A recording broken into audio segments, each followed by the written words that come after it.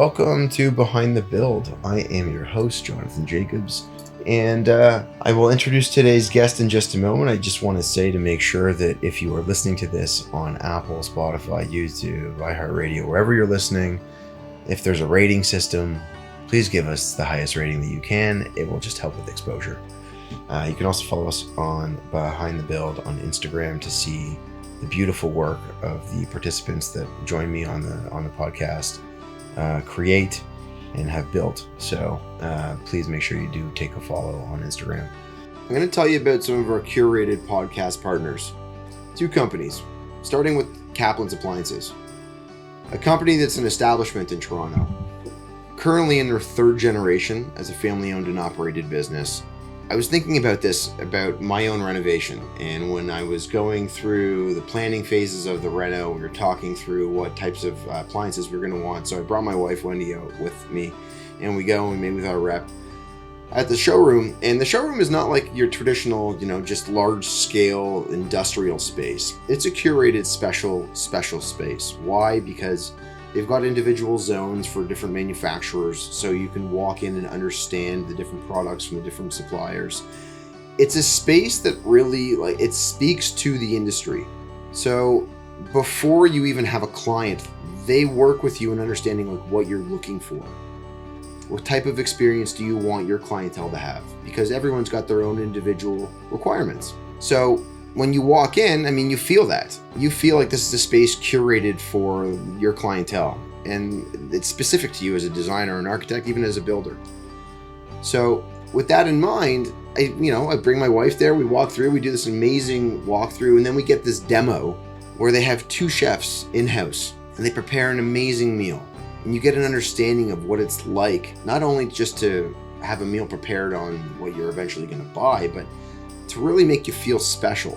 And then when you think about this, you get your appliances, they're installed and everything's great, and you finish your new build, or you finish your renovation, and then a couple years later, let's say you need something. And it happens, right? Like sometimes there's an issue with an appliance. I don't go out there and call a 1-800 number. You call their service department and they work with you hand in hand at getting that resolved. And I've experienced this. We manage homes for some clients. We've got a client that's talking about an issue they have, and I go and I call their service department, and it's looked after. I don't, at this point, have to look after anything else. And that's what you want from a partner. If you're interested in learning more, please feel free to reach out to me. It's Jonathan, Jonathan, at waldenhomes.ca, and I will connect you with one of their specialists who will understand what you're looking for in the connectivity for your clientele and what you want them to experience from a rep. And they'll connect you with the right person. Kaplan's, they're special, and that's why we wanted them to be a partner on this podcast. Next, I want to tell you about The Doors. The Doors is our window and door supplier on a number of our projects. And when it came time to want to partner with someone for the podcast, I reached directly out to Martin and said, I'd like you to be a part of this. And the reason for that, again, in many ways similar to what I talk about with Kaplan's, is that there's a service and an ownership that they take on. When you're dealing with companies where the owners are focused on what that experience is like for the client, it matters. It makes our job as a builder for our clients a lot easier. We don't have to hold the hand quite as much because the service is so focused on that. Martin and Marta own the business. They're involved in everything from the quoting of the project initially through to installation and service. You're not being handed off at any point. And what's really amazing with them is that their product is available in multiple types, from PVC and fiberglass and vinyl to aluminum, to wood clad, to solid wood. They even do beautiful roof to wall or knee walls, and we've installed that. They do incredible curtain walls and really customized and specialized doors, exterior doors. If you're interested in learning more about this, I'm happy to introduce you to them. And also, if you're speccing for Passive House, they have Passive House windows and doors.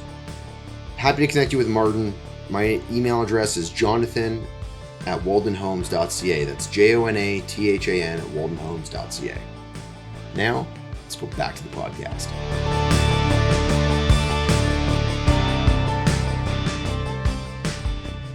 Without further ado, I'm going to introduce today's guest. a gentleman who I met literally just a couple weeks ago at a great event, an opening for one of the suppliers that we have in the city, Lutron. And we kind of hit it off at this party, chatting. And so I said, you know what, let's record a podcast. And he's okay. And literally within, I think it's literally 2 weeks, we sit across from each other now. Broke fortune cookies together. Exactly, yes.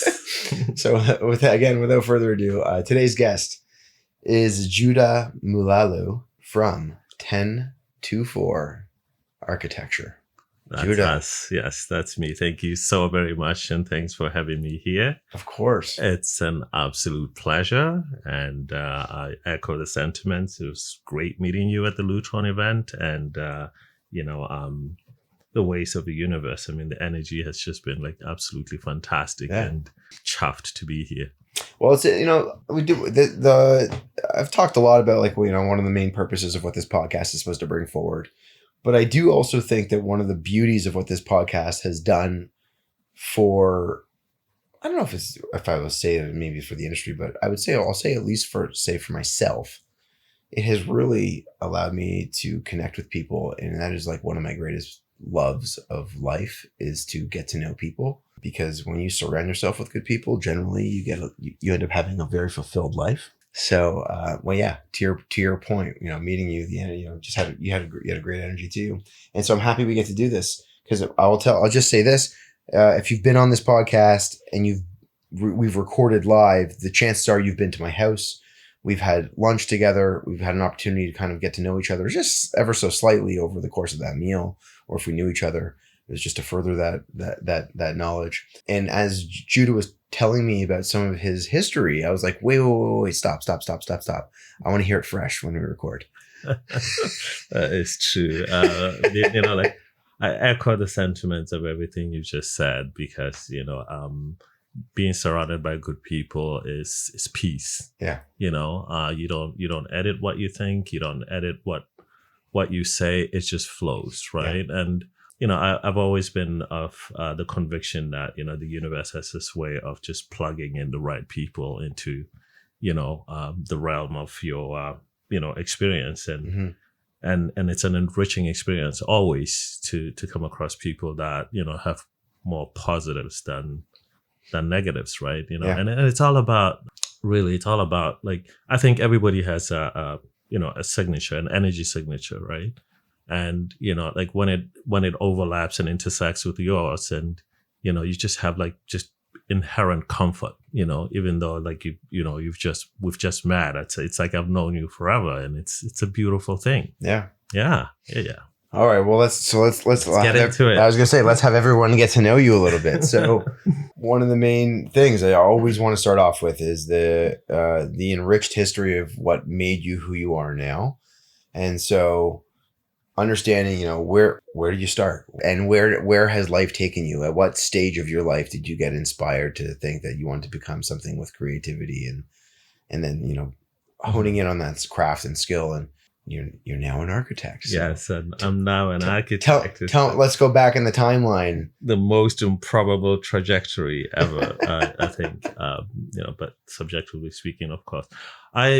Growing up, I was always artistically inclined. I was always drawing, and from a very early young, age, I was just, had sketchbooks, and I was drawing stuff. I was drawing animals, people, everything around me that I could sketch. I was always sketching. Were you a pencil or pen person? I was pencil. In the earlier stages was, pencil and eraser. And then, the latter parts I was doing, when my technique got a bit more refined, I was using stipple pen. Yeah. Which is a very painstakingly tedious process, but very enjoyable, because there's a commitment to the process, if you will. And, it's that dedication to it that, resulted in these great little things that I did. But I was always good at, school, right? I was good at math. I was pretty much good at everything, right? And not to toot my own horn here. That's the whole purpose of this thing.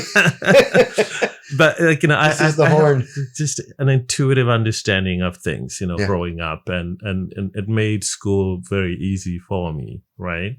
But I think, you know, as you grow up past a certain point, you know, when, you know, your critical thinking abilities kind of get honed a bit, you start looking at things, you know, not from a curiosity perspective, but more from like, you know, why is this like this? And why is that like that? Right. You want to understand it. You want to understand things better. Right. And so when I was like, you know, around 12, 13, you know, that kind of kicked in high gear. Right. So, And where did you grow up? you know, I was born in Botswana, you know, 6 years old, you know, and, you know, grew up in the British system, you know, going to British schools, and, you know, grew up Catholic, actually. And one of the reasons why I, you know, started having, you know, just these not quite existential, you know, thoughts. Who has existential thoughts at 12, right?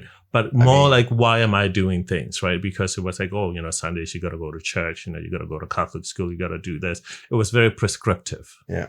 You know, the life was, you know, scripted that way. And my brain was always like just like working against that, right? Because it wanted to do other things that I thought were more meaningful to me. You know, so I stopped going to church, much to the chagrin of my parents, and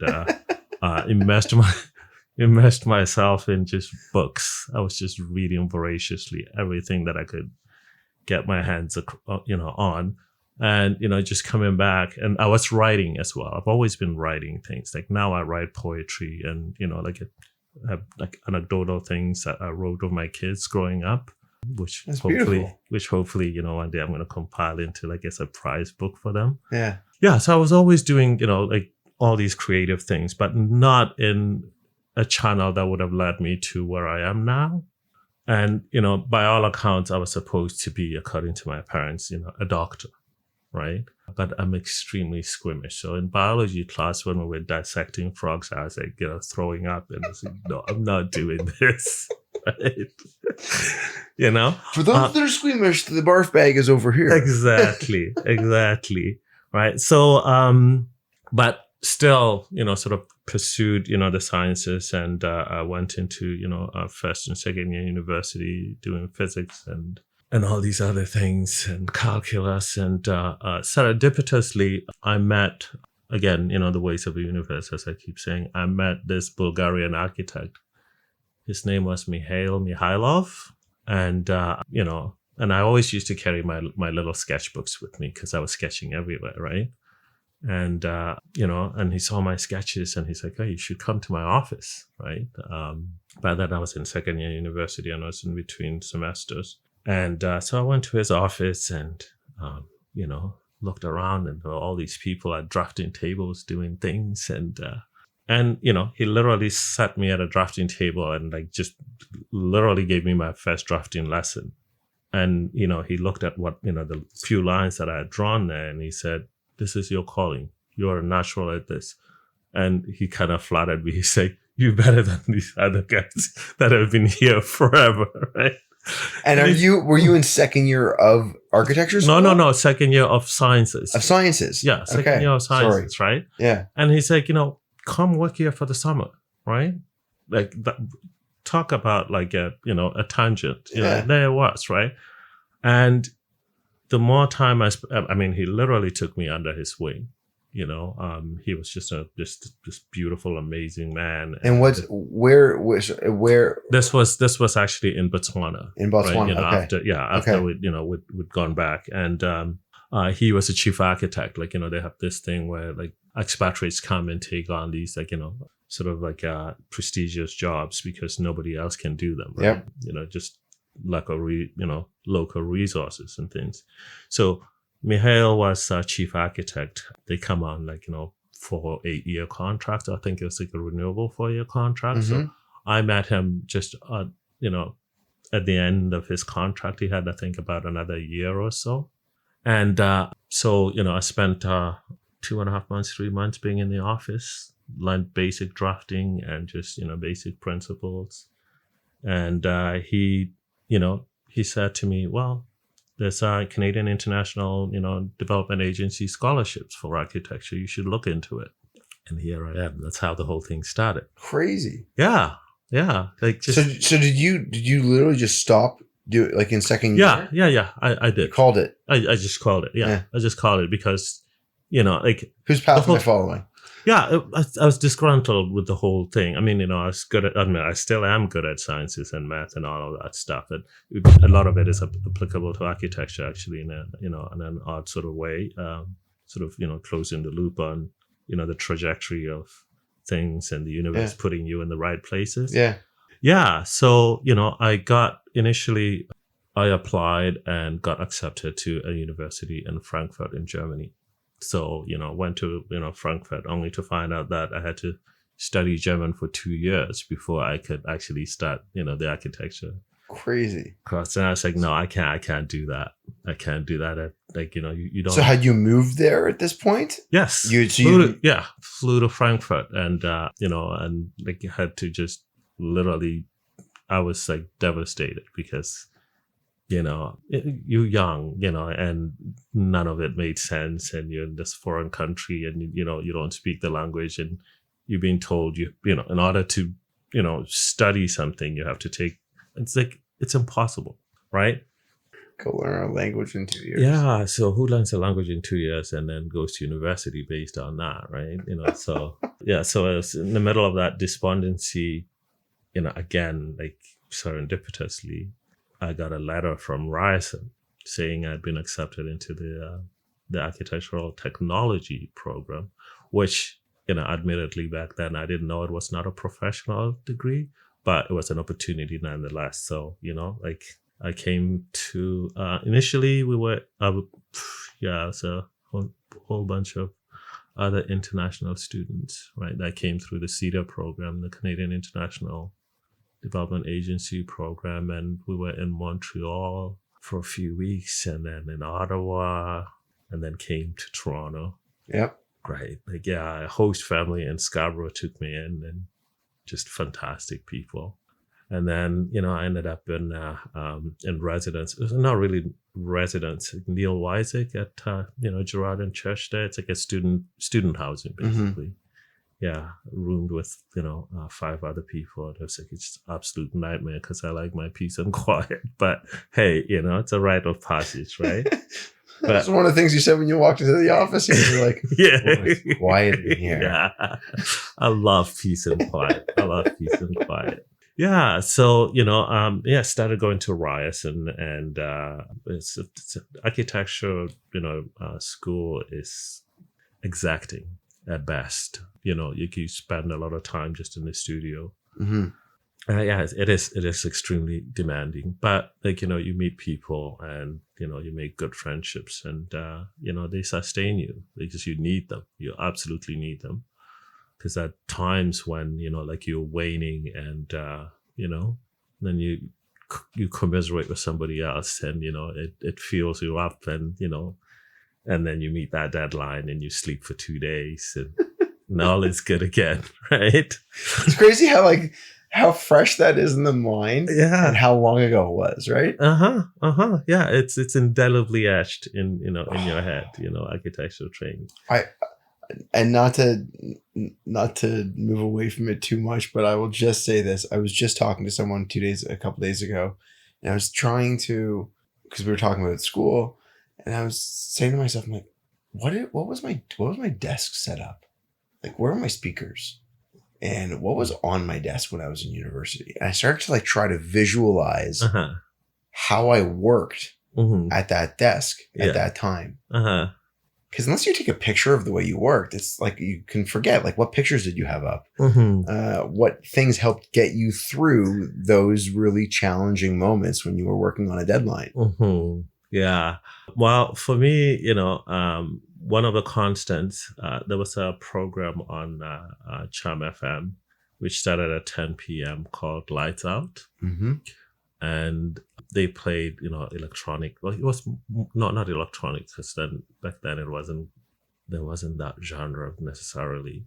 but it was like ambient. Well, yeah, ambient electronic stuff, right? Okay. Just like, no lyrics, just Yeah. like just soundtracky stuff, right? So I discovered that, and that was my my staple for late nights. From 10 o'clock till I think midnight. Mm-hmm. It was just lights out on Charm FM, and it's just yeah. It's the soundtrack. Is it called like binaural?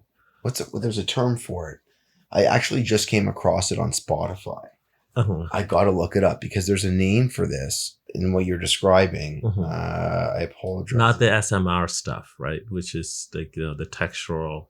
No, this is So I actually just added this as a playlist. It's called binaural beats. Oh, so it's 40 hertz binaural beats, and it's like essentially sent to stimulate exactly your mind. Yeah, something similar to that. Yeah.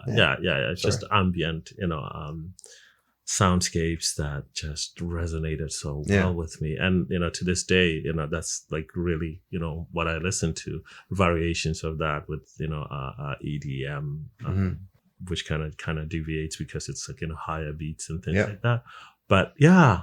So I started collecting CDs, and like I remember Tangerine Dream and Brian Eno and things like that. And just the other day, said just not using my CDs anymore. And who uses CDs? But I have a huge, extensive collection of CDs. And I said to my wife, "Where are they?" And she says, "They're in the laundry room." I sold. My wife was so angry that it had all my old CDs when we had started the renovation. She's like, "They're not coming back into the house." I was like, "What do I do?" She's like, "Sell them. I'll sell them for you." I was like, "Do you understand? Thousands of dollars are here." And I sold all of my CDs. I think it was for $120. Oh no. What am I going to do with them? It's all on Spotify. Everything's there. Apple Music, YouTube. Sentimental value, the tangibility of gone. Of looking at that and the broken edges where the case would never snap together. Or when you're listening to like one of those favorite tracks on one of your go-to albums and you didn't realize it, but when it comes, you realize that it's scratched in that spot. Oh man. And it beats. That kills. That kills. And you got to skip the song. Anyhow, sorry, we digress. I know, it's a good digression. Yeah, music is a big part of life. I think in a lot of cultures, and just personally, for me, there are certain things that I do that have music attached to them, and it's sort of just in the background. And the beauty of this ambient electronic stuff that I listen to is it can just disappear in the background. Yes. Or you can, sometimes I do active listening where, when I'm doing mindless tasks, I just crank it up. Yes. Right. Yeah. But yeah, so, my first job was on campus with campus planning because, I was an international student. I needed additional income. Yep. And, just doing renovations around campus and, interiors and things like that. Yeah. That's where I started getting into, CAD, like AutoCAD. Yep. Stuff was version 2 or whatever, just self-taught, and did a bit of programming for the commands, which I still use to this day. It's unbelievable, right? People in my office are like, everyone is like, graphic oriented, they're using icons and stuff. And I've got all my shortcuts that's just in my left hand. Like literally, like they all live in my left hand, right? Like I've put my mouse and, like I'm just doing this. It's so esoteric. It's beautiful. I love it. Yeah. So it's this habit that has served me well and hindered me in other ways because, like when I'm sitting there with somebody reviewing stuff and they're using icons, I find myself quietly getting impatient, but it's all good. Just do this. You're going to save like 7 minutes in your day. Yeah. And then my first actual job was with Strassman Architects, the time that I started working for them, they were in the office level of the Dufferin Mall, and I was living at Gerrard and Church, and used to take the 506 streetcar across on College. It's just. We are starting a newsletter. It's called Inside the Challenge. We want you to be a part of it, either as a consumer of the information or to record the information. The concept is simple. We're going to book a 10 to 20 minute time on Zoom, and you're going to record with me and share your challenge. If you don't want to record, well, how about you consume it? You can email me to either record with me or email me to register and sign up to receive the newsletter. People are going to be talking about the challenges of operations, of sales, of constructability, how personal elements are affecting their professional life. I've already recorded a whole bunch of them from people in the industry, the owners of architecture practices and design practices and consulting practices. We really look forward to getting this out to you. Feel free to connect. Jonathan, Jonathan, at waldenhomes.ca. We look forward to getting this to you. Do you often get to reminisce about these things? Because I'm looking over you right now and you're like, I can see that you remember like when you would take the money out in your pass and you'd show the driver and you would go like, we just watched you think about that right now. Listen, I mean, it's so indelibly etched in my mind. I remember, like on those cold, winter days when it's like foggy and you're sitting inside and you can't even see out the window because of the fog, and then you see the droplets on the outside and things like that. Like I'm a very visual person, right? I am with you. And everything is just moiré as you go across, like that landscape. It's beautiful. The smell. Yes. Yeah. So I remember all of that. So at Strassman Architects, I mean, I was one of two people that were on AutoCAD. Mm-hmm. There was Steve Lowe, this other guy, and he was like, the AutoCAD, like, kingpin of the office, and he was so protective of, what he knew, and like, knowledge is to be shared, man, but anyway, not to malign him or anything like that, but so we did transit projects, worked on, a lot of feasibility studies for the Scarborough LRT. And then much later on. For the Scarborough LRT, the one that is currently in construction or another one? Well, the precursor to that, because every government that comes in, they want to just reinvent the wheel, right? So it was like, Mike Harris, and then he came into power and killed all of that stuff. And then was that mid-90s? Yeah, mid-90s. Yeah. And then he lived around the corner from me. Oh, really? Oh, yeah. I remember people picketing in front of his house. Yeah. And then from there, I oddly enough, like when I think the economy kind of tanked a bit, and we went from an office of 26 people, gradually to 10, then to 6, and then I was one of the last people to go because I was on the computer, right? Yeah. And I traveled a bit, went to Vancouver to see some friends, and was walking through downtown Vancouver, and we walked into this office. Just, we just walked in. Yes. Sorry. Oh, sorry. These habits. Just walked in, my friend Simone and I, and it's like a Phillips Barrett Kaiser, PBK for short, architects and engineers. Like it's a multidisciplinary office, and we walked in and just spoke to someone, and again, like the universe, and so like we just had literally had a conversation with one of the partners there, and we're in between jobs and not really looking, but we could use work, and he's like, it was like a Thursday, and he's like, do you want to start on Monday? I'm like, oh, actually, I'm visiting from Toronto. You got room and board? Yeah, And he's like, oh, yeah, no problem. We have an office in Burlington, right? I'm like, wait, what? Right? So, they hooked me up with the Burlington office, and my friend Simone and I, we came back. Crazy. Yeah. You got a job for local practice on the other side of the country. Just randomly. So for anyone that doesn't understand this, let me just explain. So if you're listening to this anywhere outside of Toronto, this element's really fun. So Toronto is located in, it's like more or less like central Canada, and Vancouver's on the west coast of Canada. So, in Burlington, where he just described Judith described this, what would become his next job, is on the kind of the outskirts of the city of Toronto. From the downtown core of Toronto, it's about, depending on your traffic, anywhere from about 35 minutes to could be an hour and a bit, depending on traffic. Exactly. Okay, but the reality is, like, based on where he had been living, to get there, you could take probably a GO train, and you're there in 40 minutes or so.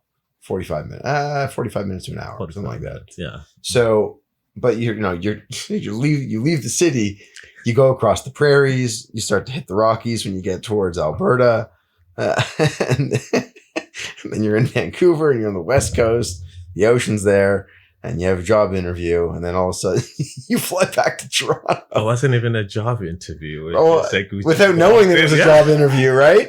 Yeah, I know. We just walked in, and next thing, we had a job. And Simone is from Maple.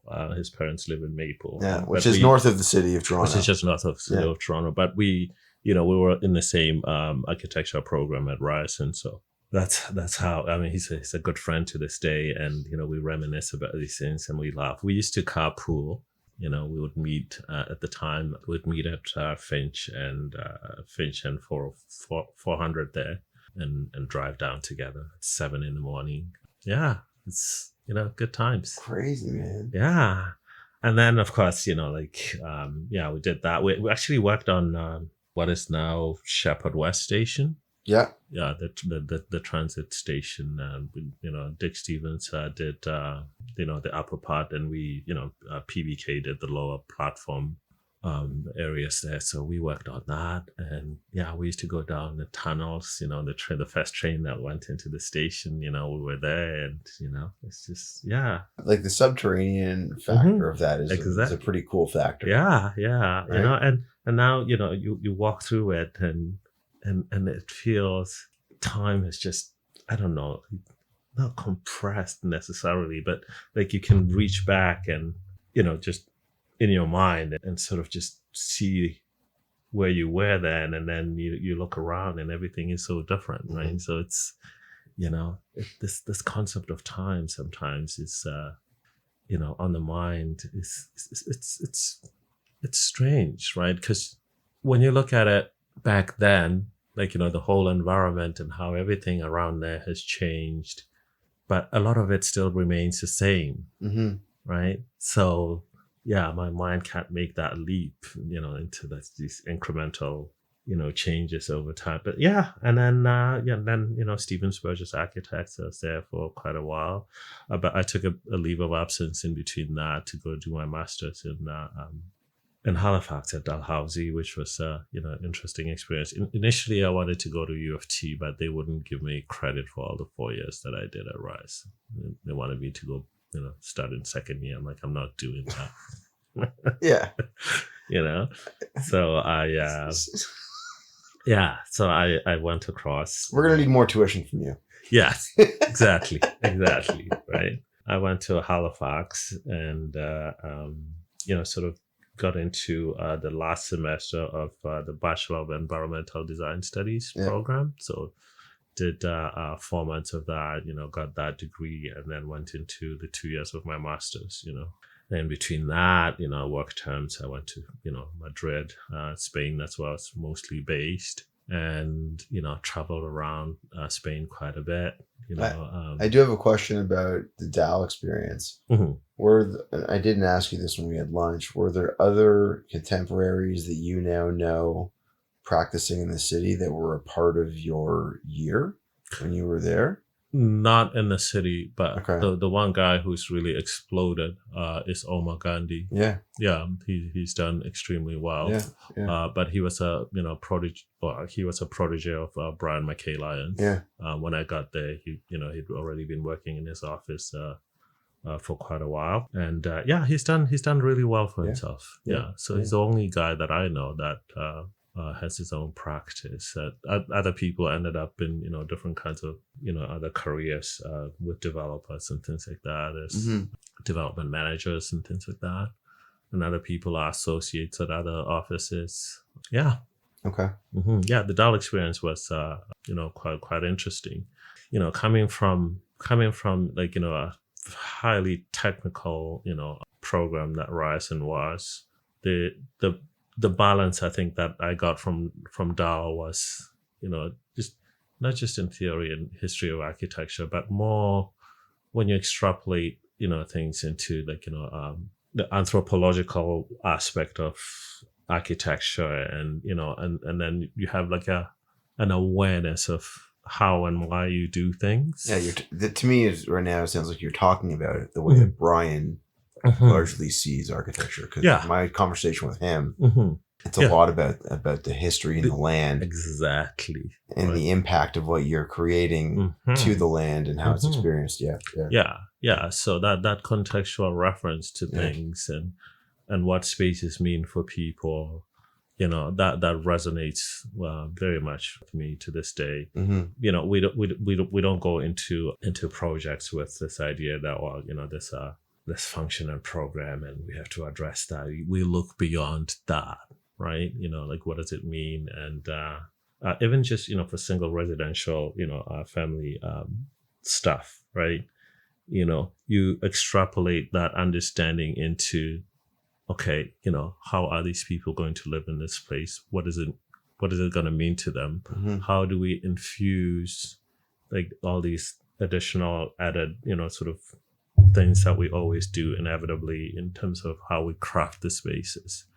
And we have these dialogues with them, right? And it's not just a one-off kind of, okay, we're designing a house for you. Like, if we end up doing a project for you, you are inevitably and inextricably attached to us, and vice versa, right? We craft spaces and we cultivate relationships, and that's how we like to do things. It doesn't always work that way because not every client, is has that sensibility, if you will, for lack of a better phrase. We've had clients that were like just diametrically, opposite to what our version of a client is, right? And but those are exceptions. I was gonna say, do you still get those clients, or have you moved past that at this stage of the career? Well, like you're civil, but you have to move past it. You remain civil, but you have to move past it. But it's an interesting sort of thing because you have to be extremely open-minded. One, and you have to put the bias of your experience and your skill and distill everything to a very basic level, right? That ability to bridge that knowledge gap is always a challenge. Right? Because not everyone is open-minded and not everyone is willing to learn, and the stressors invariably, financial when you undertake a project, especially residential. And it took me a while to it didn't take me a while. I sort of kind of just intuitively understood it because, when somebody takes on that sort of commitment, you have to imagine that it's more than likely a once in a lifetime thing, right? So when you approach it from that perspective, it changes the way you think. Yeah. Also for the few. Yeah. Right. Also for the exactly. Like right? It's not just a once in a lifetime thing, but it's a once in a lifetime thing for the few. Right. Yeah. And you have to imagine, what kind of commitment and the resource that it takes to get to that point where people make that decision, right? And so once you look at it from that angle, right? And listen, the practice of architecture has to have a lot of empathy. It has to, right? Because good design is empathetic design. Yes. Right. But I think the problem that we have as a profession is that, and I don't even understand how this started. Like, architects are egomaniacal by reputation, right? And I don't get it because it's kind of like inconsistent with the whole purpose of why we are architects. It's interesting you say that because I'm not an architect. So if anyone's ever listened to this thinking that I'm an architect, I'm not. Okay. I did not go through all the schooling and none of that. But I also like to analyze things and try to deconstruct them in my mind. You just talked about how you were on a path, and I've heard this from many people about being on a specific path, and then there's a deviation potentially at some point. or it's been a very direct path from the beginning. But the reality is, if you are going into this profession, this is not an accelerated path towards success. You have your head down and you're gritting your teeth, and there's likely some times where you're going to bite your tongue because you're going to be dealing with a professor, or you're going to be in a situation that is literally trying you on all levels of your mind to understand how to solve that problem. Mm-hmm. And unlike science and math, where I think problems, and maybe I'm demeaning the people in that field, but the problems that can arise in that field, there's no gray all the time. I guess there would be if you're like a physicist or whatever, but okay, so sorry to physicists. But what you're doing, it takes so much time to get to the point where you can actually go out and successfully open your own practice and run it, or do it for someone else successfully and be a part of that there is a level of ego that you need to have to be able to be successful. You got to believe in yourself, and you got to front that. Mm-hmm. Yes, no, that I agree with, 100%. I mean, nobody goes into any venture without actually believing that they're going to be successful, right? So that's one aspect of it. But the side of ego that I'm talking about is when it's unchecked.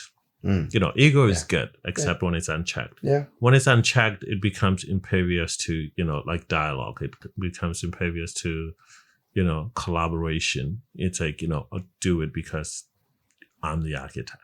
Yeah. Or listening. And I've seen that in, some of the offices that I've worked in, right? And I remember being in a startup meeting. Wherever you were, let's not name anything, but like. Yeah. Yeah. Okay. Yeah. I remember being in a startup meeting for a construction project a few years ago. And, just after I got my license, and I'm sitting there and people get introduced, and, and then there was a project manager and then the construction manager. And right off the bat, it was antagonistic. And I was probably the youngest person there at the time. And it was just, and I was appalled, So when it came my turn to speak, I was like, well, it's kind of surprising to me that we are here at the beginning, at the inception of this project that is supposed to be a collaborative thing to deliver the building. Yeah. And before we even get started, we are at each other's throats. Like, that's not auspicious, Like, I don't want to work like this, And right after that meeting, the project manager came over to me and he said, "Who are you again?" I'm like, "I'm the project architect." And he's like, thank you.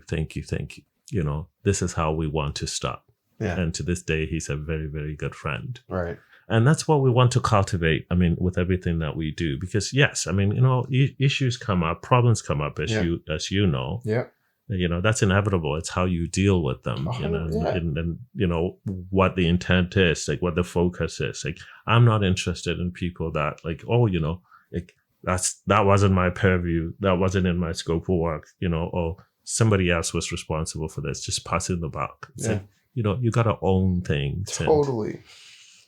Yeah, and look, I think to your point that one of the key factors in the concept of collaboration, one of the things that we try to do at Walden is, like, as early as you can, talk about a problem. Exactly. Like, you don't have to bury it or wait until eventually it just blows up and the whole thing is tumultuous, and you're dealing with just anger from that point forward. But there are times where it requires a little bit more of finessing to understand the details associated with what will be the problem before you discuss it, because you want to make sure that you understand it before you talk about it. Because if you just talk about it and you don't talk about solutions, you're not really actually helping the problem. Exactly. But again, this misconception, it applies, I guess, in just in general. There's a tendency, I think, because we're human, in the face of something that is awry, to kind of not want to deal with it because it's uncomfortable. Yeah. Right. And some people, will just like turn a blind eye and hope that it goes away. Yeah. And other people will actively try to cover it up. Yeah. Right. And those are the people that you don't want those kinds of people. You don't want either of those two. Yeah. Thank you. Appreciate that. No, appreciate that. No, you want to turn discomfort into comfort. Yeah. And that's the thing. And, the way to get to comfort is through discomfort. Yes. On the other side of discomfort, like once you address it, it's cathartic. Yes. Almost immediately, right? You don't even have to have a solution. You can highlight and say, hey, look, a lot of people are afraid to say, I don't know. Yes. But saying I don't know doesn't mean that it ends there. It also doesn't mean you're stupid. Yeah, it doesn't mean you're stupid. Yeah, it actually means quite the opposite generally. I don't know, but I'm going to find out. Yes. I will look into it. Right? So that's proactive as opposed to, well, it wasn't my fault, so I'm not dealing with it. Yeah. It affects what you're doing. So I want to touch on your practice when you started that. Okay, if we can, I would just let's do a brief little talk about that, and then I also want to talk about the project that you had mentioned to me when we first met. I'd like that to get some airtime. Oh, the cultural center, yes. So first, let's talk about the creation of 10-2-Four. 10-2-Four architecture. By the way, I haven't said this to you yet. Brilliant name. Oh, thank you. Everybody, always asks. I kind of second guessed myself. Why? Baker's hours on it, because I'll tell you how it came up. I was in the studio at Dalhousie, and it was like 3:00 in the morning. I had not slept for 3 days. And this deadline was looming. My hands were shaking. Of course, Jonathan. Like I was just discombobulated. Like my whole body was just out of sync.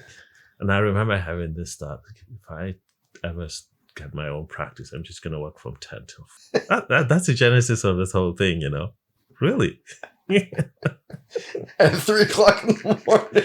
3:00 in the morning. Probably malnourished, over-caffeinated. Yes. But now, the irony of it is like, we work 10 hours a day, 24 hours a week. Right? Not 24 hours a week, 24 hours a day, 10 days a 10 week. days a week. Right? Yeah, exactly. And there you go. There's an example. I can see your hand still shaking. Yeah, exactly. It's a sequence of, these manic Mondays back to back to back. Yeah. And then hey, listen, I don't know if you're a napper, but I am an avid napper, and I've always been. I think, and this is a joke here. I think I figured out from like when I was very little that napping was a good thing, and I just never gave it up. That's how I function. I nap and I also run, and that just crystallizes my mind. My partner used to get frustrated because I can't sit down and say let's brainstorm, and she wants to sit down and brainstorm and do and I can't work like that. I really honestly can't. Like things coagulate and crystallize when I'm away from work. When my mind is still, like I see things. It's just like my mind is visual. I just see it. And then, and then I sketch it out. Like I never gave up sketching. I'm always sketching. So, that's all good. But 10-2-Four architecture, yes, I digress a lot. That's okay. By the way. This is a conversational style podcast, my friend. You're in the right company. All these tangents. You got to bring me back. I didn't have to there. See, it's self-taught now. Exactly. Yeah, eventually I do get to the point. Yeah, so, 2012, like I said, leaving Stephen Burgess Architects. Yeah, just kind of started just modestly rented an office from another architectural firm, JCI. They were already at Young and Eglinton then. Yeah. And we rented this small office, and it was so tiny that our chairs were kind of back to back. So when you moved, you hit the other chair. I've heard that story from so many people. Yeah. That's how tight it was.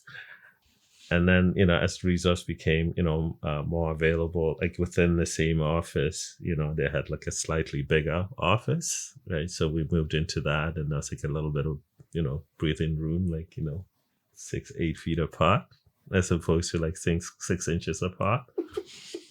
Yeah, so it's just been, there's these gradual increments, and then the LRT, construction was just so disruptive. We moved from there into now our own space, at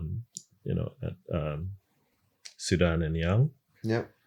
Up on the 8th floor there, and watched the construction of the art loft condos going up. Yep. So, we escaped noise from one side and ended up with noise on the other side. And sounds like Toronto. Yeah, Toronto. I mean, you can't really escape. And then, eventually, we moved to the Yorkdale area in the design district there. The Cultural Center project, again, one of these serendipitous things that I keep talking about. There's a theme.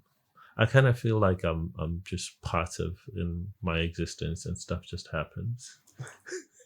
Well, I'm gonna say this. So just to preface it, because I do want to make sure because my understanding of what you had described was that this was a hope that something here would be able to happen. Mm-hmm. Am I correct in saying that? Yes. I mean, and what is it? And what did you have to do to be able to make this a potential reality? Exactly. Okay, right. When I first got introduced, I'd gone to a networking event, and I met this guy, Andrew Garrett, amazing guy. And he's like, hey, I should introduce you to the director of the Cultural Center. I has to do the... For where is the Cultural Center? It's 756 Bathurst. It's just right in the middle of Mirvish Village. Okay. It's one of the, the two what were holdout properties when that whole thing was going up. So it's like these two, heritage buildings side by side. And 756 is, this 17-foot sliver that goes about 100, just over 100 feet, and totally landlocked. You've got the heritage property to the north, and then you've got Mirvish Village to the south and west. There is a lane at the back, but anyways, when I met them, it was just all these meetings that just used to happen between the councillor's office, Mike Layton at the time, and the Cultural Center and the City of Toronto. People from corporate real estate, management, and it seemed like just the spinning wheel, hamster thing, always the same thing is being discussed. Oh, we support the project, but nothing, there was no traction. And there was no program, there wasn't any of that stuff. So I decided that, we would go there, take some rough measurements and start doing schematic things so we could, really start to quantify the amount of space that was there and what was possible. Mm-hmm. And through that process, we started developing a program with the client. Okay. Right. As you say this, the projects that your practice takes on are what? Oh, well, we've got the Cultural Center. We do, affordable housing projects. We've got one actually under construction for Wood Green Community housing at Queen and Pape. Okay. There's 9 units there, 2 of which are fully accessible. Okay. And, for a specific group of tenants. It's elderly people with dementia. Mm-hmm. So it's like a congregate living kind of arrangement. Yeah. So they each have their own units, but there's a kitchen for preparing all their meals, and there's laundry facilities and lounge spaces and things like that. Yeah.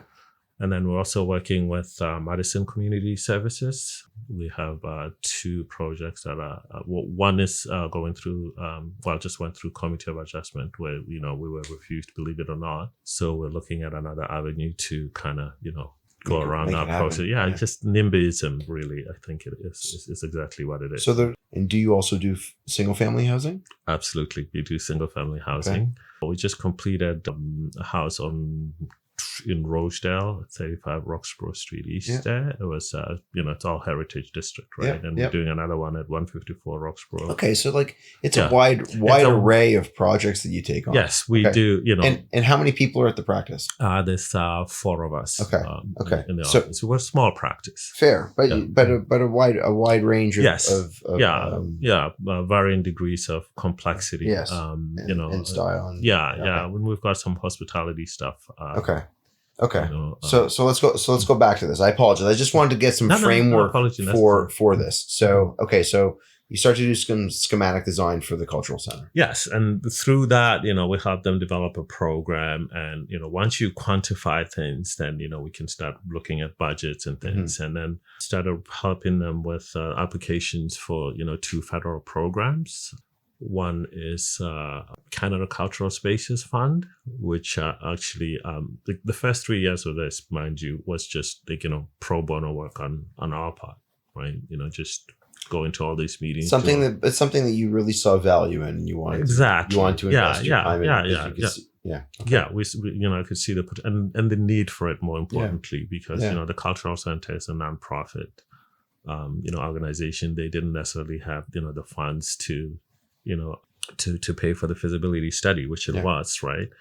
But once that was crystallized, and we went to zoning and committee of adjustment and got the approvals, we could then subsequently do the cost estimates and apply for federal grants through Canada Cultural Spaces Fund and GICB, Green and Inclusive Community Buildings, right? So, and then the other contribution came from, Section 37, which I'm sure you're aware of, community benefits through the larger, Mavis Village development, right? So that was $1.78 million, I think it was. And then there was another contribution, which was actually negotiated by Mike Layton from the sale of Honest Ed Lane. So that was another $1 million to the port from that. So we got $2.78 million from the city, 7.84 from Green and Inclusive Community Buildings, and from Canada Cultural Spaces Fund, another 3. So all in around 14. Unbelievable. So, we just went for building permit just in the last month. Yeah. So hopefully abatement is going to start in about a month, and hopefully we'll be breaking ground, in the spring. Yeah. For those unfamiliar with that word that he just threw out there about abatement. Yes. That is a non-enjoyable part of a project when you have to remove asbestos. Yeah. And other hazardous materials. Yeah. But also very necessary, and generally when done in our environments, it is done very, very well. And it leads to the success of the upcoming project. Yeah. And it's a groundwork for that. So, I mean, what a incredible journey to be on for what could have been potentially nothing. Yeah, right? And that's the thing. Nothing ventured, nothing gained, right? Yeah. And there's a synergy to this project, right? There's so many people plugging in. And right now, the number of consultants that are on this, because it's a fairly complicated, not complicated in the sense of, the eventual construction, because, but, from a programming standpoint and what we need to put in there for a cultural center in the 21st century, with, all these multi-purpose spaces, right? I mean, the whole purpose of this, I mean, the genesis of the cultural center, if I could just rewind back a bit, it's an offshoot of, a different bookstore, which, caters to authors of color and, other indigenous people, like so stuff that you wouldn't necessarily find at Chapters or Indigo, right? So they started as an independent bookstore, right? And then slowly but surely it became this confluence of people coming in because, it became more social than bookstore. I mean, although the bookstore is still a big part of it, and then they started offering, all these culturally related, programs. So it kind of expanded from there into what it is now. But they're just in this one contiguous space, so it's hard to host programs. And when this opportunity came out with the community benefits thing for the larger development, it just made sense because it's literally right across the street from where they are now. So they applied, and it's a beautiful thing. Yeah, it's an absolutely beautiful thing. And the city of Toronto has been, absolutely amazing in terms of the support for this, right? The community planners that we've been working with that have really championed the project. So you're telling me this, and I actually just started thinking. So I had Shane Laptiste on early from Soak Architecture. I know Shane, yes. And Shane also had a small cultural center that he was working on with Tura. That I think that it was under construction and near the end of construction. To me, what I love about it is that it gives a really strong sense of connectivity to the community. Exactly. That potentially didn't have a hub. Yeah. In the same way. And you just like you walk, you're gonna these people, this group is gonna be able to walk through the door. Yeah, and feel like and it's their space. Yeah, and just like you can sometimes walk. If you ever walk through the city and you kind of feel like the city, but you don't feel connected to it in some way, and you kind of have your shoulders up just slightly because you're on guard. You're slightly guarded, and the concept of having a hub where you walk through the doors and all of a sudden your shoulders can drop. Exactly. Here's the thing, people don't feel comfortable in spaces not designed for them. Yes. And that's why, my edict always is like, good design is empathetic design because it looks beyond, the other thing, actually, I'm going to try to put this very logically. The very first impediment to design really is because designers inherently have a bias towards their own, sort of identity and ability, right? So they design first from that point. Then you have to have a wider sort of perspective. Like, we talk about accessibility, for instance. I mean, the reason we got funding with, green and inclusive, and inclusive being the key word there, is exactly that, right? This is going to be inclusive beyond, our normal understanding of, hate to use the word handicap, but handicap, right? Because when we think other underserved, right? So it's not just physical, disability. Yeah. Right. It's all kinds of other disabilities. People have visual disabilities, like hearing impairments. Yes. Just, just general mobility, and mobility, varies. Yes. Right. So what we've tried to do with this center is exactly that, try to have our accommodation as wide as possible, right? Not because of the mandate of the bigger funding, part with green and inclusive community builders, but because it's the right thing to do. Yeah. Just simply because it's the right thing to do, right? And and we had to have this huge fight with heritage, right? Because heritage preservation services, because they're like, oh, it's heritage, you can't demolish it, and this and that and the other. And it's like, well, look at the building in its current state, because initially they thought it would be a retrofit. And we said, there's absolutely no way this can be a retrofit, right? Because it'll be a whole series of compromises, and it'll cost twice as much in the end. Yeah. And you won't be getting anything close to, first of all, it was like, a foot and a half above grade. And it's a full, it's a narrow lot. It's a full build right up to the sidewalk. Right. So you have no opportunity to ramp up or do this. And it's like, okay, well, we'll keep the heritage facade and, and everything behind it, we're going to demolish and just start fresh. It's a path of least resistance. It makes the most economic sense. So that's what we're doing. Well, I mean, it should make sense that you get to do that if the Ford government can go ahead and just demolish the entire town center. Oh, no, yeah, apropos of nothing, it's just like, okay, well, we woke up today and this is what we want to do. And we don't have to consult with anybody. I'll wipe that off. Yeah. Just I'm gonna turn the pencil around. It's mind-boggling, right? So to me, it would only make sense that the front facade stays. Okay, fine. Well, can you widen the opening of the masonry? Are they letting you do that? They're letting us take out the whole sort of the below the first floor cornice. We're gonna just turn that into a new kind of front, but the upper two stories we have to keep, and it's very minimal. I don't even know what constitutes heritage in this city, because it's really this is heritage, right?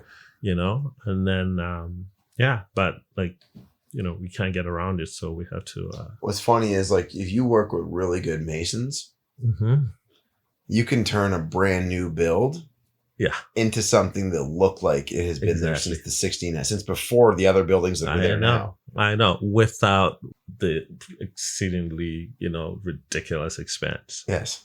Of restoration, right?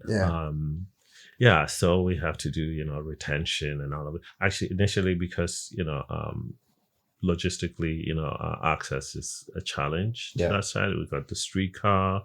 And then, like I said, we're totally landlocked on the other three sides. So the only way in and out of a site is through the Bathurst Street frontage. Right. We negotiated with Heritage Preservation Services, this only took 3 years to negotiate, that we could panelize it, like take it out in sections, store it to facilitate access. Right. And then just recently talking to the experts, the heritage experts, the heritage structural experts, and looking at all of this and the condition of the brick, it's like literally friable. Like you can take a key. I believe it. Yeah. And then like, it's going to be a disaster. If you try to panelize this, it's just going to crumble. So now we're going to go back to a retention system, with access from just the bottom, right? Because we also have to deal with the streetcar lines and right of way and transportation services. It's like so challenged. It sounds like logistically, but we're up for it. It sounds like a couple $1 million of that budget's going to go towards like a flagman. Exactly. Services upgrades withstanding, because we gotta like upgrade the sewer, we gotta upgrade your water service, your electrical, all of it. All of that. Yeah, well, I mean, look, this is what we do. We're about to start a project right now. We're looking at we're analyzing. We're gonna have to do load calculations on the electrical for the house, and what ampage is it gonna be, and and you know how dealing with hydro is. You gotta. It's expensive. That's how it is. Not only is it expensive, but if you want it done within the next reasonable time frame, you should have started 2 years ago. Yeah, well, I mean, the reality is you got to form really strong connections with people at these places so that you can help expedite things. And and what we do, I've developed some pretty strong ties. I had some really strong ties with Hydro, and sadly, one of the strong contacts I had moved north. But with Enbridge, same thing. Strong contacts.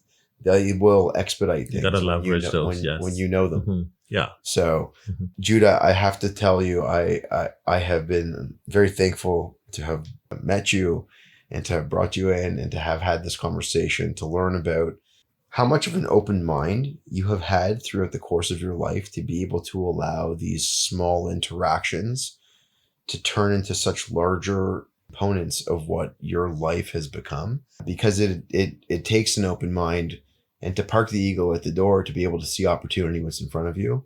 And it seems as though that has largely how you have looked at your life, and it seems to have benefited you in a really, really amazing way, including the introduction to us knowing each other. So there you go. I used to be a caveat here. I used to be an unbridled optimist, but now I'm a cautious optimist. The person that I just talked about that's got the shoulders slightly up a little bit, slightly guarded. Slightly. Can't wait for this cultural center to open so I can drop those shoulders down. Absolutely. And you're most welcome. I mean, listen, it's... couple of years from now, bring me there for the you're going to be there for the opening. I would love to. Ceremony. You're going to be there for the opening. And then maybe, maybe down the road, if this thing is still going, maybe we do a live recording with a couple contemporaries that are within the community talking about what it is to empower the community. So I would absolutely love that. Yeah. Absolutely love that. And I appreciate what you do and, how well you do it. And this medium here that you have, for disseminating information is just absolutely brilliant. Thank you. So well done to you too. I really want, I guess this is a long goodbye here, but I really wanted to make sure that while we did this, that it was going to be a holistic way of connecting the community to each other, so that when you drive from site to site, you can listen to someone else's story and feel more connected to them than you might have felt before, to know that you're not alone in dealing with what you're dealing with. Exactly. And the weight of it all. Yeah. Commiseration is always a good thing, right? Yeah. And, sharing nuggets of, information along the way, is always, if people are open-minded, always a good thing. But on a parting note, for people looking for services for their projects, and especially in the residential sector, make sure that you vet the people that you get to do your work, right? And, you vet them thoroughly. But prior to that, the biggest sort of risk management strategy that you can implement for your project is to get a qualified professional to do your documents, right? Because when the documents are done right, the permitting process is linear, and the construction process is linear as well. Granted, things will come up, but if you put those things in place, you will save yourself a lot of grief and some coin. So there you go. Thank you so very much, Jonathan. I totally appreciate this opportunity, and we'll hang out.